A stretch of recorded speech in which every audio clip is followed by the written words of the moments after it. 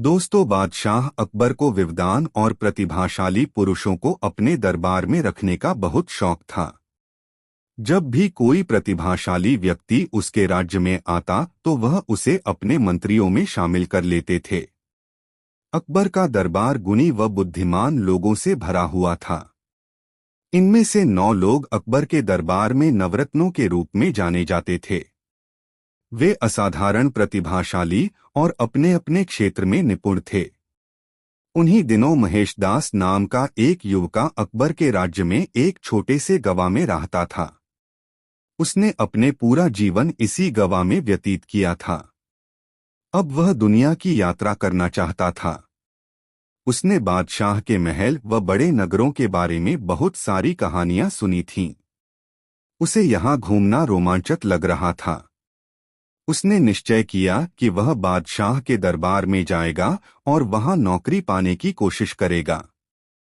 वह बहुत भीड़ वाले बाजारों व नगरों से होकर गुजरा और अंत में शहर पहुंच गया। महेशदास महल के दरवाजे के पास तक तो पहुंच गया, किंतु अंदर प्रवेश नहीं कर सका। द्वारपाल ने उसे पकड़ लिया। उसने पूछा, आप कहाँ जाने की सोच रहे हो? महेशदास ने उत्तर दिया, मैं बादशाह को देखने जा रहा हूँ। द्वारपाल ने जोर से हंसकर कहा, मुझे लगता है उन्होंने तुम्हें व्यक्तिगत रूप से अपने भोजन कक्ष में रात के खाने के लिए आमंत्रित किया है। महेशदास शांत रहा। द्वारपाल ने पुनः कहा, तुम्हारे लिए बादशाह को देखना संभव नहीं है। वह बहुत ही व्यस्त हैं। मुझे बादशाह का आदेश है कि किसी को भी अंदर नहीं जाने दिया जाए। महेशदास ने द्वारपाल से अंदर जाने के लिए आग्रह किया। द्वारपाल ने कहा, मैंने तुम्हें कहा न कि मैं तुम्हें अंदर नहीं भेज सकता हूँ। महेशदास ने कहा, परंतु क्यों? द्वारपाल ने कहा, क्योंकि तुम गरीब हो। हर व्यक्ति बादशाह को देखने के लिए मुझे कुछ देता है, जैसे एक गाय, एक बकरी या कढ़ाई की हुई चप्पल। तुम मुझे क्या दे सकते हो? महेशदास ने कहा, मेरे पास अभी तो कुछ भी नहीं है, किंतु मैं वादा करता हूं कि जो कुछ भी मुझे बादशाह से उपहार के रूप में मिलेगा, उसमें से मैं तुम्हें आधा दे दूंगा। द्वारपाल जानता था कि बादशाह एक उदार व्यक्ति हैं। वह अक्सर उन्हें देखने के लिए आने वालों को महंगे उपहार दिया करते हैं। इसलिए द्वारपाल जल्दी से सहमत हो गया। महेशदास ने महल में प्रवेश किया। वह बहुत महंगे कढ़ाई किए हुए पर्दे व कालीन देखकर हैरान हो गया। पूरा महल लाल बलुआ पत्थरों से बनाया गया था और बेहद खूबसूरती से सजाया गया था। बादशाह अकबर दरबार के बीच में बैठा था। महेशदास ने अकबर के सामने झुककर अभिवादन किया। अकबर ने कहा, तुमने मुझे जो सम्मान दिखाया है उससे मैं बहुत खुश हूँ। बताओ, बदले में तुम्हें मुझसे क्या चाहिए? महेशदास ने कहा, जहांपना, यदि ऐसा है तो मुझे 100 कोड़े मेरी नंगी पीठ पर बरसाने का इनाम दें। सम्राट बहुत हैरान हो गया। उसने कहा, यह तो बहुत अजीब इनाम है। तुम क्यों मुझसे ऐसा इनाम मांग रहे हो? महेशदास ने कहा, महाराज, जब मैं आपसे मिलने के लिए आ रहा था तो द्वारपाल ने मुझसे कहा कि आपसे जो मुझे प्राप्त होगा उसका आधा मुझे उसे देना होगा।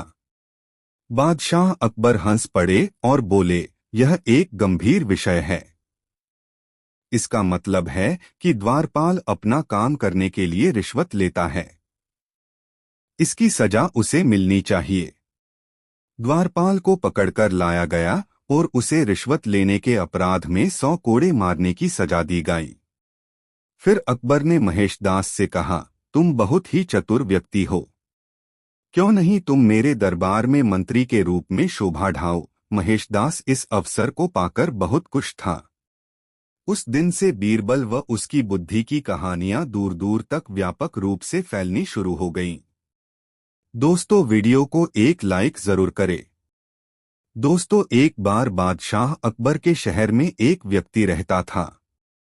उसके जीने का तरीका अजीब था। वह लोगों को बेवकूफ बनाकर पैसे कमाता था। एक बार वह बाजार में एक बहुत अमीर व्यापारी से मिला जो बाहरी देश से आया हुआ था। वह इस शहर में नया था, इसलिए जब धोखेबाज ने उसे अपने घर रात के भोजन के लिए आमंत्रित किया तो व्यापारी ने इस उम्मीद से आमंत्रण स्वीकार कर लिया कि इस नए शहर में उसके नए दोस्त बन जाएंगे। उस रात उन्होंने लाजवाब खाना खाया और बहुत देर तक बातें की। फिर व्यापारी और मेजबान सोने के लिए बिस्तर पर चले गए। अगली सुबह धोखेबाज ने व्यापारी से कहा, मैंने रात को आपको खाने पर आमंत्रित किया और एक अच्छे मेजबान की भूमिका निभाई। इस बात के लिए आप मुझे कैसे भुगतान करेंगे? व्यापारी पूरी तरह भ्रमित था। उसने कहा, मैं नहीं जानता कि तुम किस बारे में बात कर रहे हो। धोखेबाज बोला, आपने मेरा हीरा चोरी कर लिया है। मैं उसे वापस चाहता हूँ। व्यापारी ने कहा, मित्र, मैं नहीं जानता कि तुम किस हीरे की बात कर रहे हो। मुझे बिल्कुल पता नहीं है। उन दोनों में लड़ाई शुरू हो गई। आखिरकार वे दोनों इसके समाधान के लिए अदालत में जाने को तैयार हो गए। बादशाह अकबर दोनों की कहानी सुनकर हैरान हो गए। उन्होंने बीरबल को यह मामला सुलझाने को कहा। धोखेबाज ने कहा, महाराज, मेरे पास गवाह है जिसने व्यापारी को हीरा चोरी करते हुए देखा है। बीरबल ने कहा, अपने गवाहों को बुलाओ, मैं इस बारे में उनसे कुछ पूछना चाहूंगा। एक नाई और दर्जी धोखेबाज के गवाह थे। बीरबल ने दोनों को अलग अलग कमरों में बैठा दिया। फिर उन्होंने मिट्टी का ढेर देकर हीरे के आकार के रूप में करने को कहा। नाई ने अपने जीवन में कभी हीरा नहीं देखा था। उसके पिता ने उसे बताया था कि नाई का हीरा उसका उस्तरा होता है, इसलिए उसने मिट्टी को उस्तरों की तरह आकार दे दिया। दर्जी की मां ने भी कहा था कि दर्जी का हीरा उसकी सुई होती है, इसलिए उसने मिट्टी को सुई की तरह आकार दे दिया। जब बीरबल ने देखा कि दोनों गवाहों ने क्या बनाया है तो वह बोला, जहांपना, इन दोनों में से किसी ने भी हीरा नहीं देखा है, तो कैसे इन दोनों ने व्यापारी को हीरा चोरी करते हुए देखा है? यह कहानी झूठी है। व्यापारी निर्दोष है। यह साबित होता है कि धोखेबाज ने नाई और दर्जी को झूठे गवाह बनने के लिए रिश्वत दी है। व्यापारी खुशी से वापस अपने घर चला गया, जबकि धोखेबाज को कैदखान में डाला दिया गया। दोस्तों, एक बार पड़ोसी राज्य से एक बहुत प्रसिद्ध विद्वान बादशाह अकबर के दरबार में घूमने को आया। वह अकबर के सामने आकर अभिवादन के लिए झुका और कहा, जहांपना, मैंने बीरबल की बुद्धि के बारे में बहुत सुना है। दूरदराज क्षेत्रों के लोग अक्सर इनकी बुद्धि की बहुत प्रशंसा करते हैं। महाराज, अगर आपकी आज्ञा हो तो मैं इसकी प्रतिभा की परीक्षा लेना चाहता हूँ। अकबर ने बीरबल को बुलाया और उसका विद्वान व्यक्ति से परिचय करवाया। विद्वान ने कहा, मुझे बताओ कि तुम्हारे राज्य में कितने कौवे रहते हैं? बीरबल ने आराम से प्रश्न सुना और कहा, मेरे दोस्त, मैं निश्चित रूप में कल आपको जवाब दे दूंगा।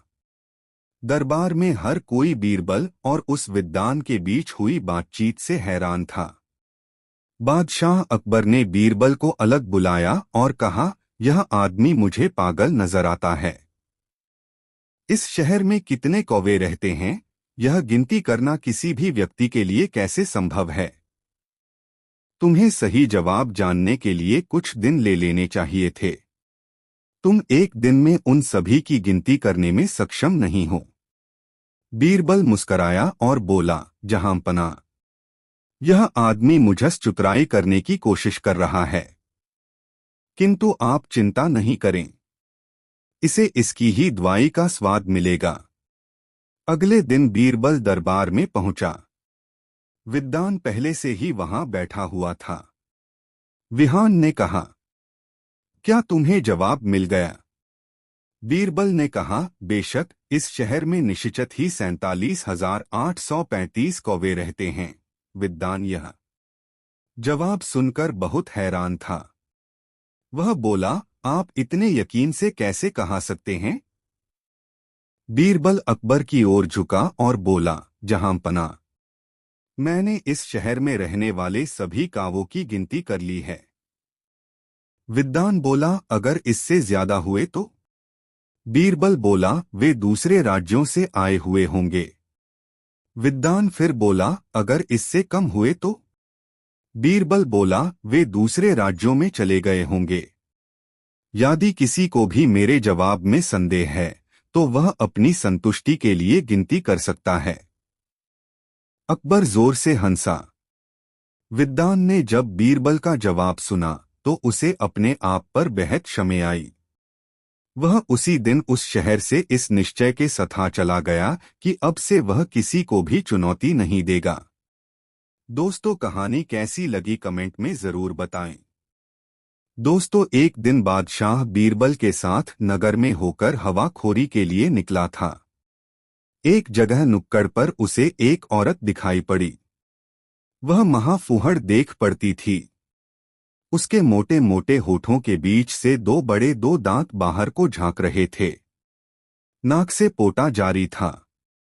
मलिन वस्त्र, खुले बाल और शरीर पर मिट्टी पानी मिश्रित दाग पड़े हुए थे। बात करते समय मुंह से थूक बाहर निकला आता था।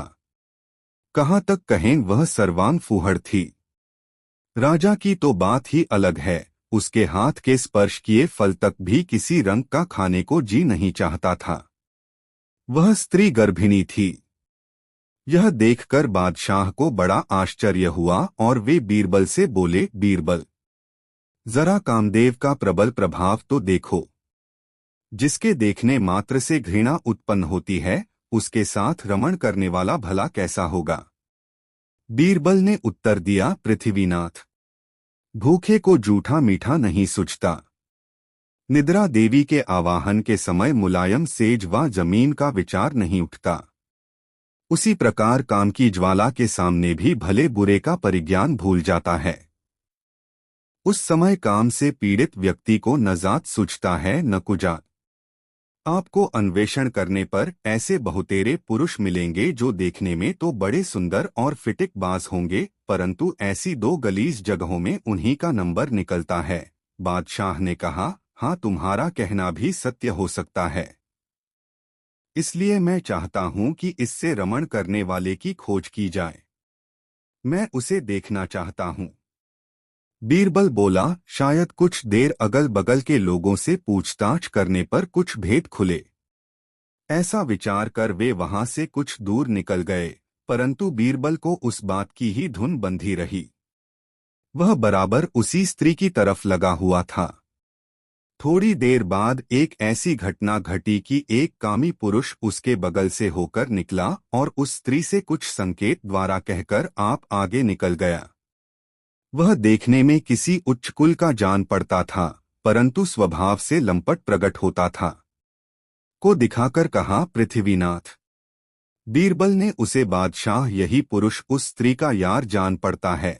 बादशाह को बीरबल की बातों से आश्चर्य हुआ और वे बोले, इस पर कैसे विश्वास किया जाए? बीरबल ने उत्तर दिया, उसकी तरफ कुछ देर तक ध्यान पूर्वक देखने से आपको स्वयं सिद्ध हो जाएगा। बादशाह ने बीरबल के कहने का अनुसरण किया। वे अनजानों की तरह उसकी दृष्टि बचाकर बराबर उसी तरफ देखते रहे। कुछ कालोपरांत वह लंपट फिर घूम कर आया और अंगुली के संकेत से उसे कुछ कहकर आप अग्रसर हुआ। महामाया भी उसके पीछे चली। कुछ देर के बाद वे दोनों एक गली में मुड़कर इनकी आंखों से ओझल हो गए। यह देखकर बादशाह का भ्रम मिट गया और उन्हें उस लंपट का जार उस होना निश्चित हो गया, परंतु फिर भी उधर ही दृष्टि अड़ाए रहे। अब ये दोनों आगे बढ़े। बादशाह को बीरबल को परिख पर बड़ा आश्चर्य हो रहा था, इसलिए बीरबल को छेड़कर बोले, बीरबल, तुम्हारी परिख तो बड़ी सच्ची निकली, परंतु यह तो बतलाओ कि पहले तुमने उसको कैसे पहचाना था? बीरबल बोला, पृथ्वीनाथ, यह सब आंखों की खूबियां हैं। हम लोग नगर में निकलते हैं तो बराबर रास्ते में आने जाने वालों की चाल ढाल का निरीक्षण किया करते हैं, जिससे आंखों को मनुष्यों से मिलकर व दूर से देखकर उनके आचरण समझ लेने की शक्ति प्राप्त हो गई है। मैं बहुत देर से बराबर उस लंपट की हरकतों को देख रहा था। पहले जब वह आया तो उसके हाथ पर केवल खैनी थी। चूने की तलाश में अगल बगल की दीवालों को देखता जा रहा था। दैवात एक संडास पर ताजा चूना छुआ गया था। झट अंगुलियों से चूना पोंछकर खैनी बनाकर खा लिया। अब आप ही बतलाएं कि जो संडास का चूना खैनी में मिलाकर खाने में नहीं हिचकता, उसके लिए यह काम करना कौन सा आश्चर्य है। उसी समय मुझे विदित हो गया कि यह व्यक्ति व्यसनों का सच्चा गुलाम है। बादशाह को बीरबल की ऐसी गुप्त पहचान से बड़ी प्रसन्नता हुई और वह घर आकर उसको एक जोड़ी दुशाला पारितोषिक दिया। दोस्तों, वीडियो को एक लाइक जरूर करें। दोस्तों, एक दिन संध्या समय बादशाह बीरबल को साथ ले घोड़सवारी द्वारा हवा खाने के लिए महल से बाहर निकले। ये आपस में वार्तालाप करते हुए मध्य बाजार में जा पहुंचे। वहां सब प्रकार की वस्तुएं बिक रही थीं, परंतु इन्हें क्या प्रयोजन जो कहीं उतरकर कुछ सौदा खरीदते। इसी बीच बादशाह की दृष्टि एक वृद्धा स्त्री पर पड़ी। उसके हाथ में पुरानी म्यान से ढकी हुई एक तलवार लटक रही थी।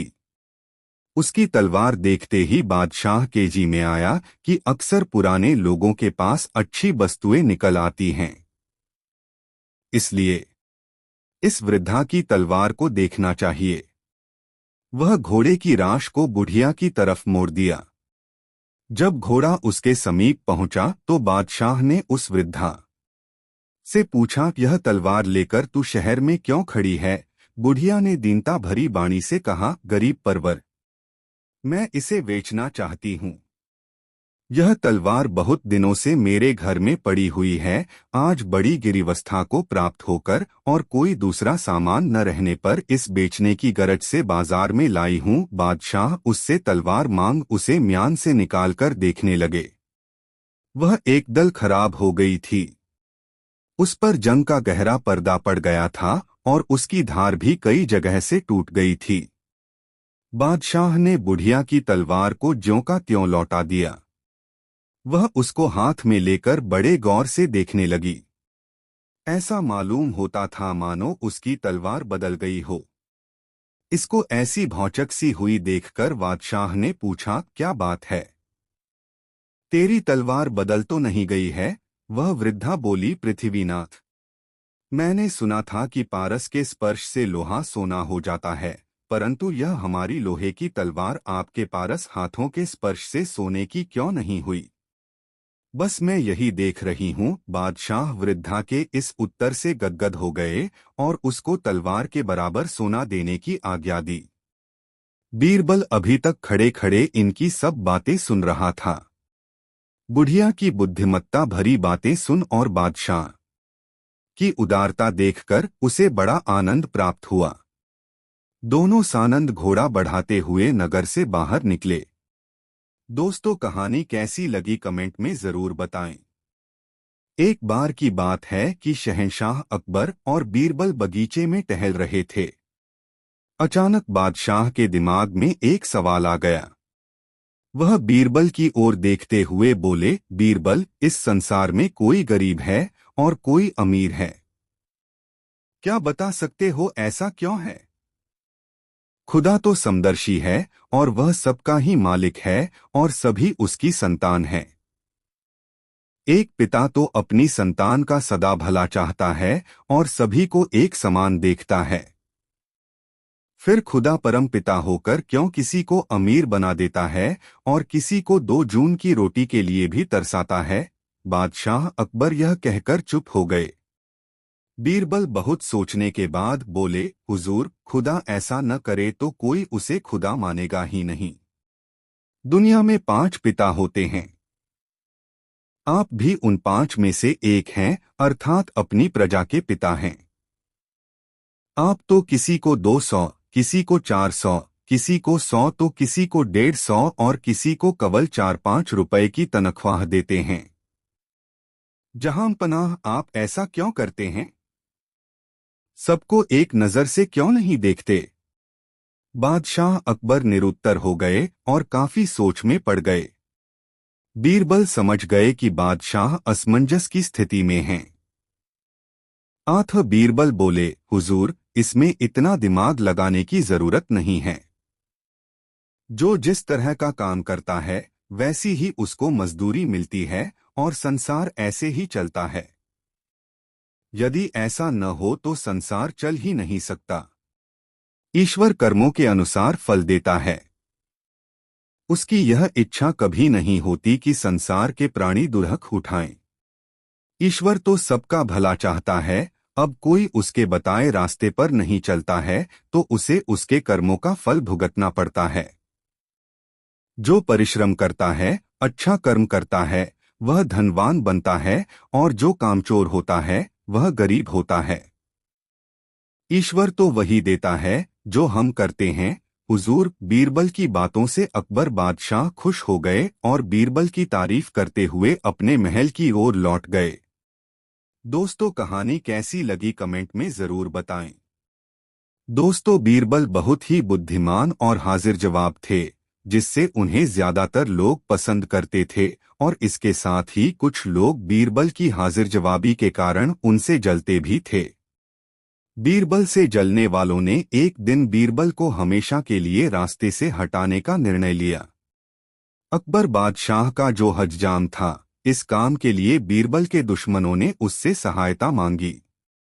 हज्जाम पहले तो तैयार नहीं हुआ, लेकिन जब उन्होंने उसे हीरो मोतियों से लाद देने का लालच दिया तो वह हज्जाम डरते डरते ही सही पर तैयार हो गया। अगली सुबह हज्जाम महल में बादशाह अकबर की हजामत बनाने पहुंचा। बादशाह सलामत चुपचाप हजामत बनवाने लगे। हज्जाम बाल काटते हुए बोला, जहां पनाह, मैं यह कहते कहते हज्जाम चुप हो गया। बादशाह बोले, बोलते बोलते रुक क्यों गए? जो कहना है बेहिचक कहो। हुजूर, आप तो अपने स्वर्गवासी पुरखों के विषय में कभी सोचते विचारते ही नहीं। हज्जाम इतना बोलकर चुप हो गया। बादशाह की रुचि हज्जाम की बातों में बढ़ गई। वह बोले, मैं उनके लिए लाख सोचने के बाद भी कुछ नहीं कर सकता, वे तो अब जिंदा ही नहीं हैं। हज्जाम की अब हिम्मत बढ़ गई। वह बोला, जहां पनाह, आपके पुरखे स्वर्ग में ही तो हैं। वहां किसी को भेजकर यह तो जाना ही जा सकता है कि वे किस हाल में हैं। क्या ऐसा हो सकता है? बादशाह के चेहरे पर खुशी पसर गई। उन्हें हजाम की सलाह काफी पसंद आई। वे बोले, लेकिन किसी को स्वर्ग में कैसे भेजा जा सकता है? हज्जाम मन ही मन खुश होते हुए बोला, यह तो बहुत ही आसान काम है हुजूर। किसी खुले स्थान में चिता सजाकर उसमें किसी बुद्धिमान व्यक्ति को बैठा दिया जाए तो वह चिता की लपटों के साथ सीधे स्वर्ग में पहुंच जाएगा। हजाम की यह योजना बादशाह को भी पसंद आई, लेकिन उन्होंने अगले पल ही सवाल कर दिया, योजना तो ठीक है, पर इस तरह से जलने को कौन तैयार होगा? हज्जाम ने सुझाव दिया, जहां पनाह, बीरबल राज्य के सबसे चतुर व बुद्धिमान व्यक्ति हैं। इस कार्य के लिए उनसे अधिक योग्य दूसरा कोई व्यक्ति नहीं हो सकता। अकबर बादशाह यह सुनकर गंभीर हो गए, क्योंकि वह समझ गए थे कि बीरबल को जान से मारने के लिए चाल चली जा रही है। फिर भी वह अनाड़ी ही बने रहे और बोले, बहुत खूब, हाँ, इस काम के लिए बीरबल ही सही व्यक्ति रहेंगे। हज्जाम बाल काट कर चला गया। बादशाह अकबर ने दरबार में आते के साथ ही इस योजना की घोषणा दरबार में कर दी। इसके बाद बीरबल को देखते हुए कहा, बीरबल, अब तुम ही स्वर्ग जाओ और वहां से लौटकर हमें बताओ कि हमारे पुरखों को किस चीज की जरूरत है। बीरबल बोले, हुजूर, आपके मन में यह विचार कहाँ से आया? बादशाह अकबर बोले, यह विचार मेरे मन की उपज नहीं है।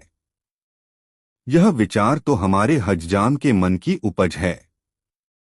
उसी ने हमें यह विचार सुझाया। बीरबल ने बादशाह के कहने का मतलब अच्छी तरह से समझ लिया और मन ही मन ठान लिया कि उस हज्जाम को सबक सिखाना है। बीरबल ऐसा सोचते हुए बोले, जहांपनाह, आपने मुझे इस काबिल समझा, शुक्रिया। मैं स्वर्ग की यात्रा पर जाने के लिए तैयार हूँ हुजूर, लेकिन मुझे कुछ दिन का समय दीजिए ताकि मैं अपने परिजनों के लिए जरूरत की चीजों का प्रबंध कर सकूं। अकबर बादशाह ने बीरबल को कुछ दिनों का समय दे दिया और चिता भी तैयार करने का हुक्म जारी कर दिया। बीरबल ने इस बीच चिता की जगह को जाकर देखा, फिर चिता के स्थान से अपने घर तक अंदर ही अंदर एक सुरंग खुदवानी आरंभ कर दी। बीरबल के चिता पर बैठने की तारीख आ गई। नगर के सारे लोग वहां आकर जमा हो गए। बीरबल सुरंग के द्वार से सटकर लेट गए और दरबारी कारिंदों ने उनके चारों तरफ लकड़ियां सजा दीं। देखते ही देखते चिता धू धू करके जल उठी। बीरबल को चाहने वाले आंसू बहा रहे थे और ईर्ष्या करने वाले खुश हो रहे थे। लेकिन चतुर बीरबल तो सुरंग से होते हुए अपने घर पहुंच गए थे।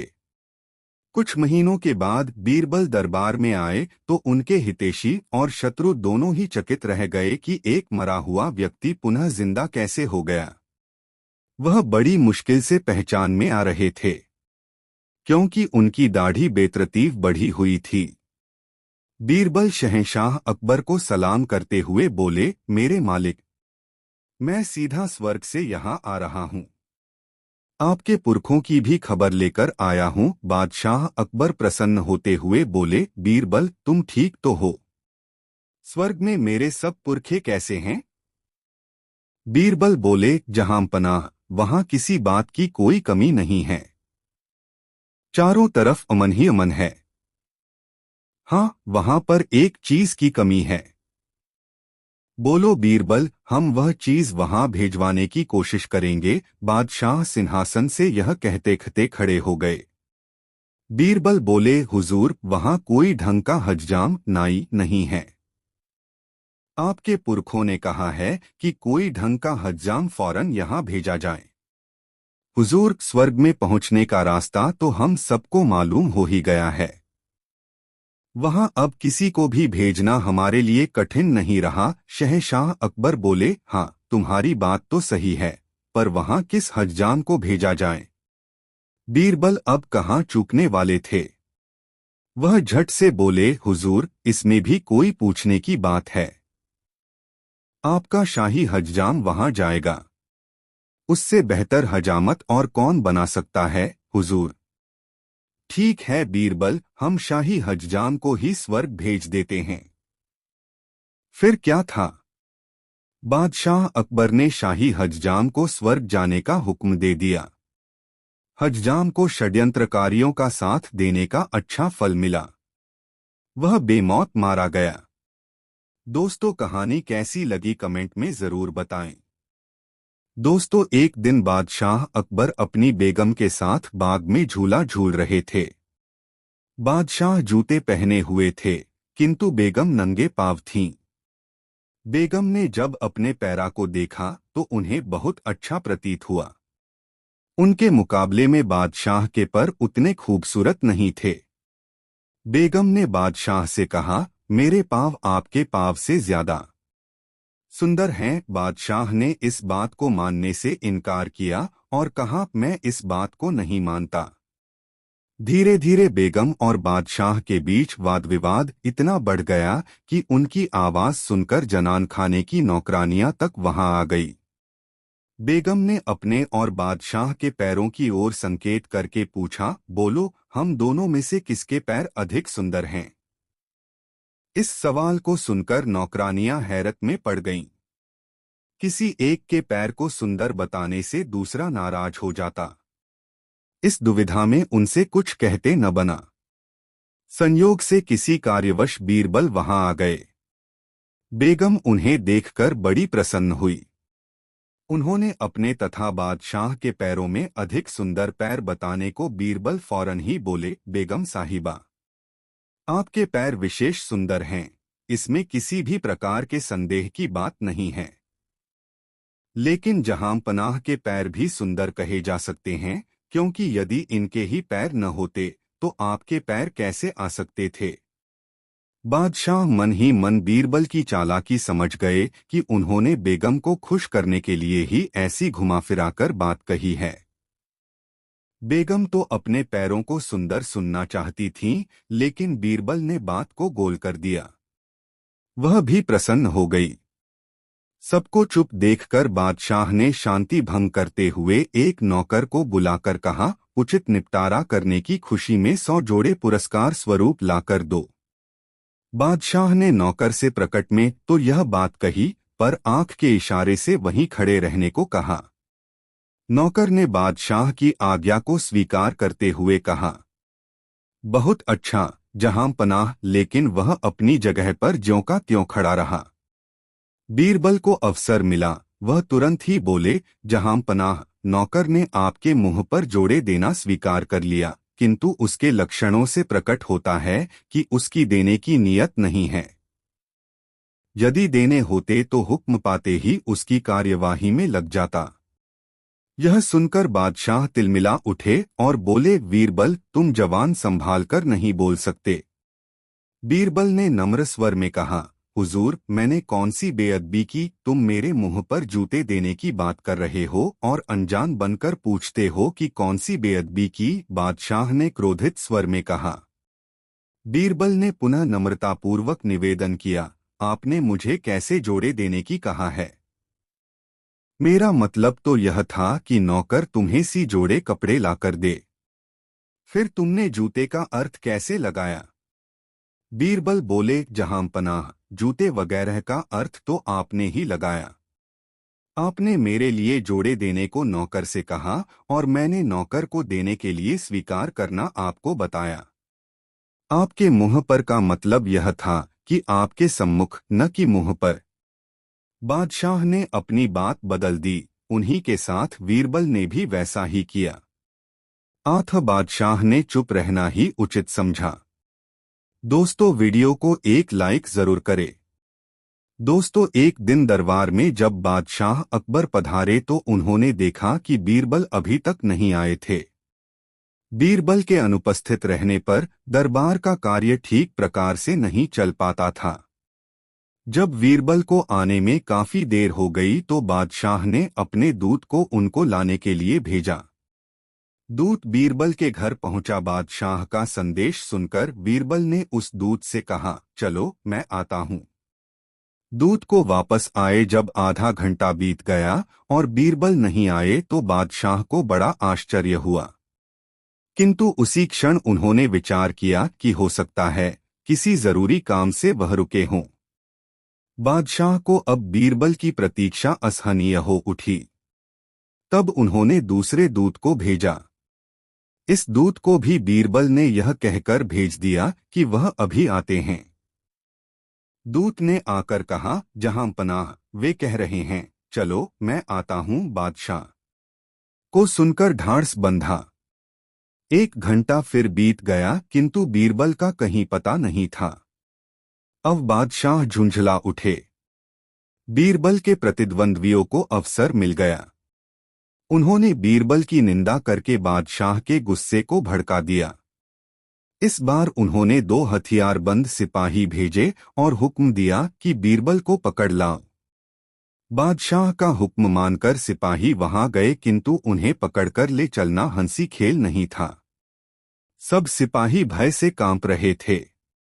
डरते डरते एक सिपाही ने बादशाह का संदेश सुनाया। यह सुनते ही बीरबल समझ गए कि अब देर करना उचित नहीं है। वे शीघ्र कपड़े आदि बदलकर उन्हीं सिपाहियों के साथ सभा भवन की ओर चल दिए। दरबार में पहुंचकर बादशाह को अदब से सलाम करने के पश्चात बीरबल अपने स्थान पर बैठ गए। बादशाह ने बीरबल से हुक्मदूली का कारण पूछा। बोरबल बोले, आलीज़ा, मेरा छोटा लड़का रो रहा था और मैं उसे बहलाकर चुप कराना चाहता था, लेकिन अभी तक शांत नहीं हो सका है। यह सुनकर बादशाह बोले, यह तुम्हारी कोरी बनावटी बात है। लड़के को बहलाने के बहाने तुम मुझको बहलाना चाहते हो। अच्छा बताओ, ऐसी कौन सी बात थी जिसके लिए लड़का रो रहा था? वह जो चाहता था उसे दे देते तो लड़का नहीं रोता। तुमने मेरी आज्ञा का उल्लंघन किया। यह अच्छा नहीं हुआ। यदि सचमुच तुम लड़के का रोना प्रमाणित नहीं करोगे तो तुम्हें निश्चित ही सजा दी जाएगी। बीरबल बोले, जहांपनाह, मैंने लड़के को शांत करने का बहुत प्रयत्न किया किंतु असफल रहा। बादशाह के पूछने पर बीरबल ने आगे बताया, जहांपनाह सुनिए, मैं शुरू से अंत तक सब बातें बताता हूँ। लड़का जिद करके रो रहा था। मैंने उससे पूछा, बेटा क्या लेगा, क्यों रो रहा है? पहले तो उसने मेरी बातों को सुनी अनसुनी कर दिया। जब मैं लगातार पूछता रहा तो वह बोला, गन्ना लूंगा। मैं उसे लेकर बाजार गया जहां गन्ना बिक रहा था। मैंने गन्नों की तरफ इशारा किया कि जो चाहे ले ले, किंतु उसे संतोष नहीं हुआ। उसने मुझसे अच्छे गन्ने निकालने को कहा। मैंने वैसा ही किया, किंतु उसे तो रोने की धुन सवार थी। वह फिर रोने लगा। पूछने पर ज्ञात हुआ कि छिलवाकर गंडेरियां बनवाकर खाना चाहता है। मैंने पुनः वैसा ही किया। गंडेरियां चूसते चूसते जब उसका पेट भर गया तो उसने चूसने से इनकार कर दिया। कुछ देर चुपचाप रहने के बाद उसने फिर रोना पीटना शुरू कर दिया। तब पूछने पर पता चला कि वह चूसी हुई गंडेरियों के छिलके को जोड़कर पहले जैसा ही गन्ना पाना चाहता है। मैंने बहुत समझाया बुझाया, पर सब बेकार था। लाचार होकर मैंने मजबूरी प्रकट की। तब वह बोला कि जब तक इन्हें समूचा गन्ना नहीं बना दोगे तब तक मैं रोना नहीं छोड़ूंगा। अब भला आप ही बताइए कि मैं उसे कैसे बहला पाता। यह घटना सुनकर बादशाह बड़े आश्चर्यचकित हुए। वे बोले, सच है, बच्चे को खुश करना बड़ा ही कठिन काम है। बादशाह का गुस्सा शांत हो गया और वे बीरबल के सत्य से बहुत खुश हुए। दोस्तों, यह कहानी अपने मित्रों को जरूर शेयर करें। दोस्तों, एक धनवान कंजूस व्यक्ति की तारीफ में एक कवि कविता लिखकर उससे मिला और कवि ने अपनी कविता बड़ी शान से पढ़कर उसे सुनाई। वह कंजूस समझ गया कि यह कवि उससे कुछ लेने के लिए ही यहाँ आया है। प्रशंसा में कविता पढ़ना तो एक बहाना है। कंजूस ने सोचा कि क्यों न मैं भी इसे अपनी बातों से खुश करके यहाँ से जाने पर मजबूर कर दूं। यह सोचते हुए वह कंजूस बोला, बहुत खूब कवि महोदय, आपने मेरी तारीफ में बहुत अच्छी कविता लिखी है।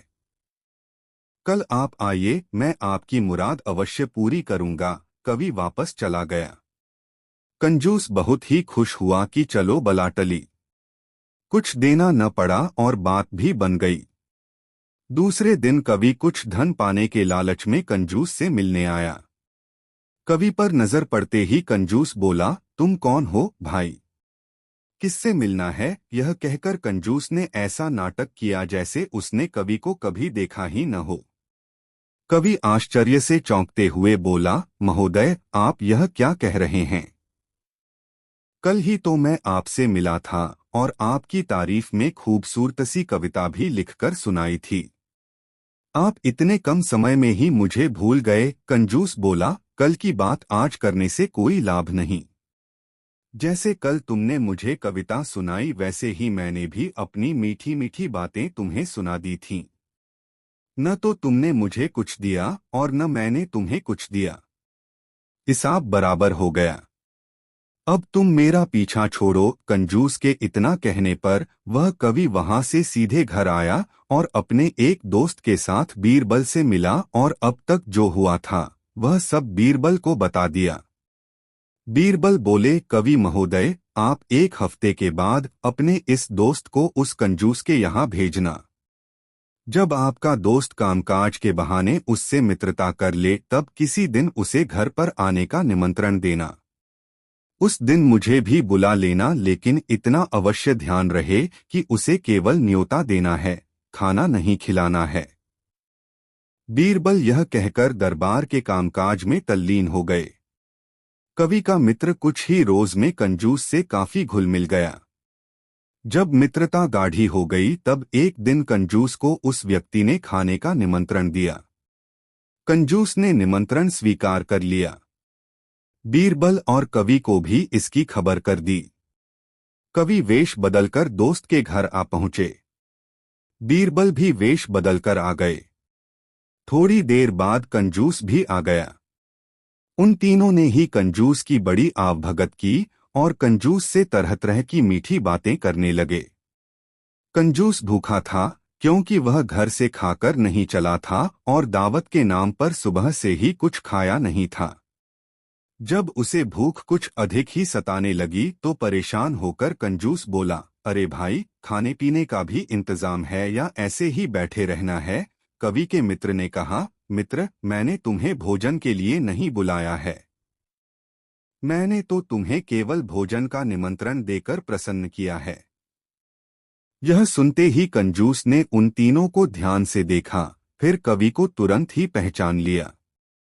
कंजूस ने अपनी गलती के लिए क्षमा मांगी और कवि को वाजिब इनाम दिया तथा इस घटना से अच्छी सीख ली।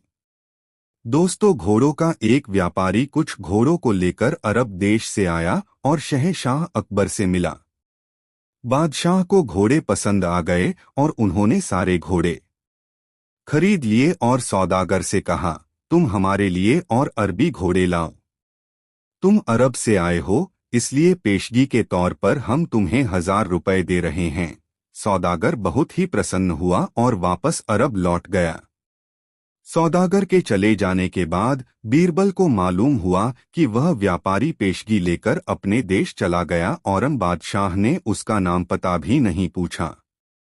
उन्हीं दिनों शहंशाह अकबर बीरबल से बोले, बीरबल, हमारे राज्य में वैसे तो मूर्ख बहुत ही कम हैं, फिर भी जो मूर्ख हैं उनके नाम हम जानना चाहते हैं। इस राज्य में कितने मूर्ख हैं, उनकी गिनती करने का काम हम तुम्हें सौंपते हैं। बीरबल, आपका हुक्म सिरांखों पर, हुजूर। बीरबल कहकर मूर्खा की गिनती करने के लिए निकल गए। इतना 2 दिन के बाद बीरबल दरबार में आए और मूर्खा की एक सूची बादशाह को दी। उस सूची में बादशाह सबसे ऊपर अपना नाम देखकर भड़क उठे और बीरबल से इसका कारण पूछा। बीरबल सिर झुकाकर बोले, जहां पनाह, अरब देश से जो व्यापारी आया था, आपने उसका नाम पता पूछे बिना ही उसे 1000 रुपए पेशगी में दे दिए। यदि वह व्यापारी घोड़े नहीं लाया तो आप उसका क्या बिगाड़ लेंगे? आप तो उसका नाम पता नहीं जानते। क्या यह मूर्खता भरा काम नहीं है? शहंशाह अकबर को बीरबल की बात बहुत पसंद आई। वह अपनी गलती पर मन ही मन पछताने लगे, लेकिन वह थे तो एक शहंशाह। अकड़ते हुए बोले, यदि वह व्यापारी घोड़े लेकर आ गया? तब बीरबल ने जवाब में कहा, जहां पनाह, फिर मैं आपके नाम के स्थान पर उस व्यापारी का नाम लिख दूंगा। शहंशाह अकबर यह सुनकर अचानक ही हंस पड़े। हाजिर जवाब बीरबल भला गलत कैसे हो सकते थे? दोस्तों, वीडियो को एक लाइक जरूर करें।